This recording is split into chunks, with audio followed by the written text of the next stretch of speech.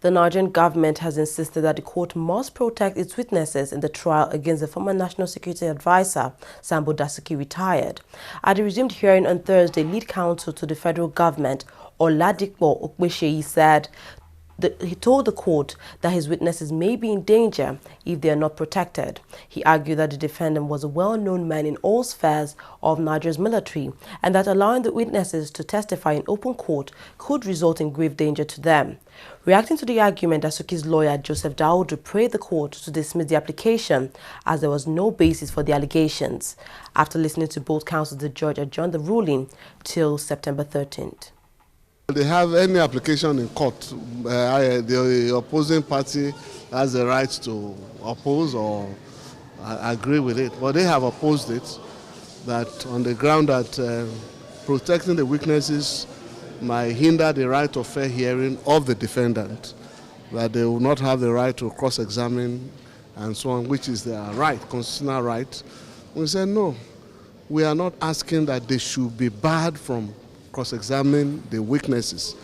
I believe they should have the right, because it's their right to cross-examine the witnesses. Ours is to have these gentlemen who are still in service protected, but by necessary extension protecting their families and so on and so forth. And we believe it is the right thing to do.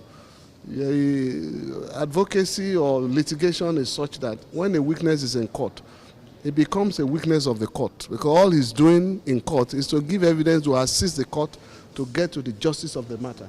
So the court has a right to protect any witness when the court sees or feels that there is a need for protection. Trial proceedings in court should be done in open, and that's guaranteed by the Constitution. And not only open, we should know as much as the witness as possible, so that we can test his veracity and assess his credibility. If you know nothing about the witness, you don't know whether he was just brought to tell things that are not true. So you need to be able to do background checks about the witness. And the minimum standard is that provided by the Constitution, which is that the public too should be able to make up their mind that the trial is fair. Not only fair, but seen to be fair. And that's why we're insisting on that. We're already handicapped. You've kept us in detention for the past 6 months without any trial. You've disobeyed orders for bail. Whoever we have offended has a conscience, and we have not been convicted for any offense. So what can we do from the custody of the DSS? Nothing. So why are they trying to screen witnesses?